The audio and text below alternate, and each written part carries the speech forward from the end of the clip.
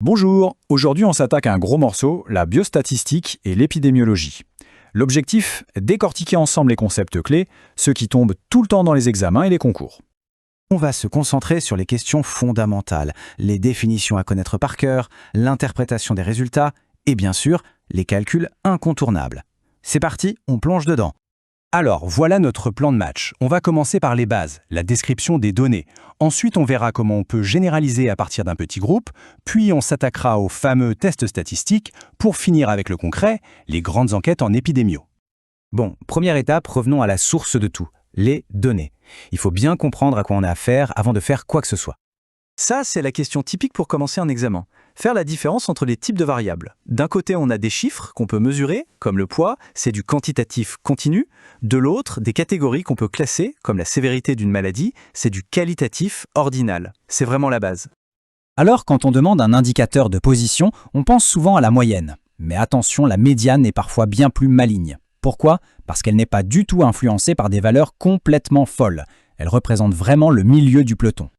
L'écart type, c'est un peu l'indicateur de personnalité des données. Est-ce que toutes les valeurs sont sagement rangées autour de la moyenne ? Dans ce cas, l'écart type est faible.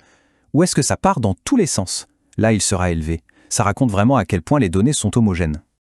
Ok, maintenant qu'on sait décrire un groupe, passons à l'étape supérieure. Comment, à partir de ce petit groupe, peut-on avoir une idée fiable de ce qui se passe dans toute la population ? Le mot-clé ici, c'est représentatif. C'est absolument crucial. Si l'échantillon de départ est mal choisi, s'il n'est pas un mini-reflet de la population, alors tout ce qu'on calculera ensuite sera faux. On parle de biais de sélection, et c'est la hantise de toute étude. À retenir pour l'examen, il y a deux grandes manières de faire. Soit on tire au sort, c'est la méthode probabiliste, et là c'est génial, on peut calculer la précision de nos résultats. Soit on fait du remplissage, la méthode des quotas, c'est plus simple, mais attention, impossible de mesurer la précision. C'est sa très grande faiblesse. Voilà la formule magique, celle qu'on voit partout. Elle peut faire un peu peur, mais en fait c'est simple. On prend la moyenne M de notre échantillon et on lui ajoute et retire une petite marge d'erreur. Cette marge dépend de la dispersion des données S et de la taille de l'échantillon N. Et hop, on a une fourchette pour la vraie moyenne de la population. Et l'interprétation, c'est ça qu'il faut bien avoir en tête. Quand on dit intervalle de confiance à 95%, ça veut dire qu'on a 95% de chance d'avoir bien visé que la vraie valeur pour toute la population soit dans notre fourchette. On accepte donc un petit risque d'erreur de 5%. Et si on veut être encore plus sûr, eh bien il n'y a pas de secret, il faut un échantillon plus grand. Allez, on continue. Maintenant, on va voir les outils qui permettent de trancher. Quand on observe une différence entre deux groupes, comment savoir si c'est une vraie différence ou juste un coup de malchance ?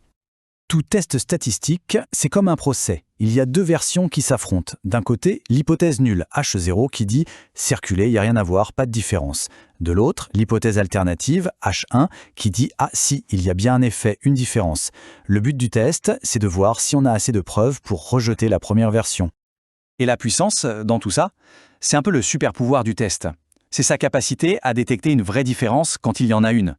Un test très puissant, c'est un bon détective. S'il y a un effet, il va le trouver. En général, on vise une puissance d'au moins 80%. Ce tableau, c'est un peu la boîte à outils du statisticien. C'est une question d'examen hyper classique. Quelle est la bonne méthode ici ? Si on compare des pourcentages, hop, on sort le qui d'eux. Si les données sont un peu bizarres, pas normales, on prend Wilcoxon. Savoir choisir le bon outil, c'est la moitié du travail. Attention à ne pas tout mélanger ici. La corrélation, ça répond juste à la question « est-ce qu'il y a un lien ?» Ça montre une association. La régression, elle, va beaucoup plus loin. Elle essaye de répondre à « comment X peut prédire Y ?» C'est une relation de prédiction, pas juste un lien. Et voilà, dernière partie. On va maintenant appliquer tous ces beaux concepts à un domaine super concret, la santé publique et les grandes enquêtes sur les maladies. Le risque relatif, ou RR, c'est vraiment l'indicateur star des études de cohorte. Il répond à une question très simple. De combien de fois mon risque d'être malade est multiplié si je suis exposé à tel facteur. C'est direct, c'est parlant. Pour l'interprétation, c'est un jeu d'enfant. Si le risque relatif est supérieur à 1, l'exposition augmente le risque. C'est un facteur de risque. S'il est inférieur à 1, au contraire, l'exposition protège. Et s'il est égal à 1, eh bien, il ne se passe rien. Aucun lien. C'est aussi simple que ça. Si dans un énoncé d'examen on lit « étude cas témoin » ou « maladie rare », un voyant rouge doit s'allumer. Odds ratio. C'est le cousin du risque relatif utilisé dans ce type d'étude bien précis.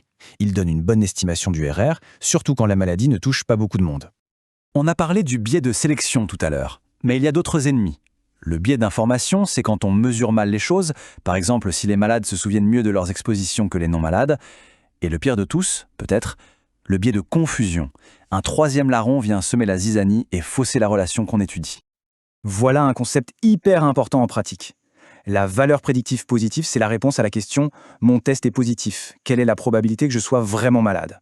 Et attention, cette VPP dépend énormément de la fréquence de la maladie. Un super test dans une population où la maladie est rare donnera plein de faux positifs. Finalement, c'est ça toute l'histoire. En maîtrisant ces concepts, on ne voit plus seulement des chiffres. On commence à voir ce qu'ils racontent, l'information qu'ils contiennent et la connaissance qu'on peut en tirer pour la science et la santé. Ces outils, ce sont de nouvelles lunettes pour lire le monde. Ils donnent le pouvoir d'aller voir derrière les gros titres, de se poser les bonnes questions et d'évaluer par soi-même la solidité d'une étude. La prochaine fois, l'analyse sera forcément différente.